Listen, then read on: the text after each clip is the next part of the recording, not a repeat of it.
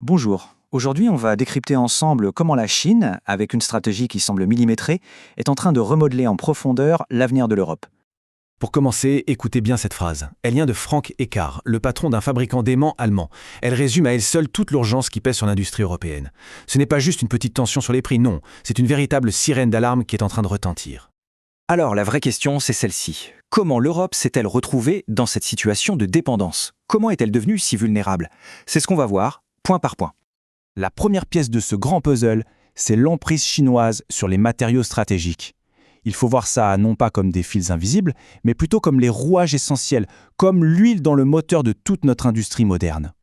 Le chiffre est juste vertigineux. La Chine contrôle plus de 90% de la production mondiale d'aimants permanents. Ces petites pièces, on les trouve partout, dans les voitures électriques, les éoliennes, les smartphones. On parle donc d'une mainmise quasi totale sur un composant absolument vital. Et attention, ça ne concerne pas que les aimants. Loin de là. Gallium, tungstène, graphite, germanium, la liste est longue. La Chine a la main sur toute une série de matériaux qui sont tout simplement indispensables. On ne parle plus d'un cas isolé, mais bien d'une dépendance systémique. Et ce contrôle, il n'est pas que théorique, il est bien réel. Tenez-vous bien, sur 141 demandes de licence d'exportation de terres rares vers l'Europe, Pékin n'en a validé que 19. 19! On voit donc très concrètement comment ce levier économique peut être actionné à n'importe quel moment. Les conséquences directes en Europe? Eh bien, des usines à l'arrêt, des chaînes logistiques au bord de la rupture et des réserves qui fondent comme neige au soleil. L'industrie automobile allemande, par exemple, un fleuron européen, est en première ligne et se bat littéralement pour sa survie. Mais l'offensive ne s'arrête pas aux matières premières. Surtout pas. La Chine a opéré une mutation spectaculaire. Elle n'est plus seulement l'atelier du monde, elle est devenue un créateur d'innovation, avec ses propres marques qui déferlent sur le marché mondial. Le changement de paradigme est total. Hier, la Chine assemblait pour les marques occidentales. Aujourd'hui, elle conçoit, elle développe et elle exporte ses propres champions technologiques, qui rivalisent et bien souvent surpassent ses anciens leaders du marché. Et ces noms deviennent de plus en plus familiers. DJI pour les drones, TCL pour les téléviseurs, Roborock pour les aspirateurs robots, et bien sûr BYD, le mastodonte du véhicule électrique. Ces entreprises ne sont plus des outsiders, elles sont en train de redéfinir complètement les règles du jeu dans leur secteur. Mais alors, qu'est-ce qui alimente cette vague? François Schmitz parle d'un effet de ciseau. C'est une image assez parlante. D'un côté, une capacité de production gigantesque, des usines qui tournent à plein régime.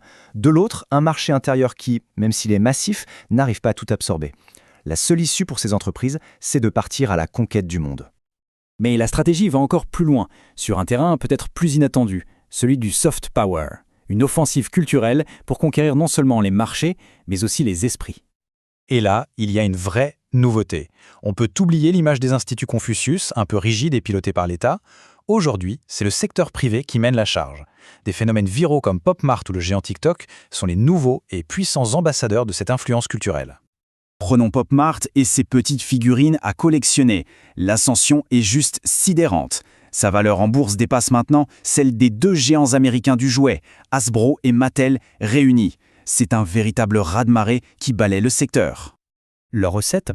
C'est un marketing d'une efficacité redoutable, des collaborations avec des artistes en vogue, une rareté savamment orchestrée qui attise la frénésie des collectionneurs, des campagnes virales massives sur TikTok, et le tour est joué. Leurs produits s'affichent au bras de stars planétaires comme Rihanna ou David Beckham. Bon, on a vu les matériaux, les marques, le soft power, mais qu'est-ce qui se cache derrière tout ça? Quelle est la source de cette puissance? On arrive maintenant au cœur du réacteur, le productivisme chinois.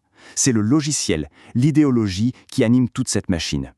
Le productivisme, en clair, c'est quoi? C'est un système qui est entièrement tourné vers un seul et unique but. Produire toujours plus vite et toujours moins cher. La priorité absolue, c'est le volume, la production de masse et l'innovation au service de la réduction des coûts. Et pour comprendre cette obsession de la production, il faut regarder un peu en arrière. Elle est née du souvenir encore très vif de la faim, de la pénurie. Il ne faut pas oublier qu'en 1990, un Chinois sur 4 souffrait encore de malnutrition. Ce passé, qui est encore très proche, explique cette soif inextinguible de prospérité matérielle.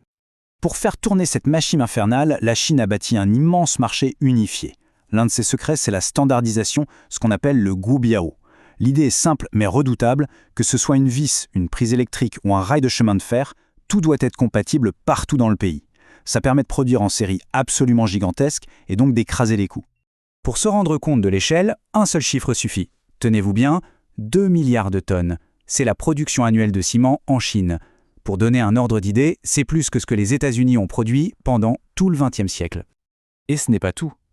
Ajoutez à cela 1 milliard de tonnes d'acier, chaque année. Ces volumes de production sont tout simplement à une échelle qui dépasse l'entendement. Alors face à ce titan productif, quelle est la place de l'Europe? C'est la question finale. Nous entrons dans un nouvel ordre mondial, un nouvel échiquier où les cartes sont totalement rebattues.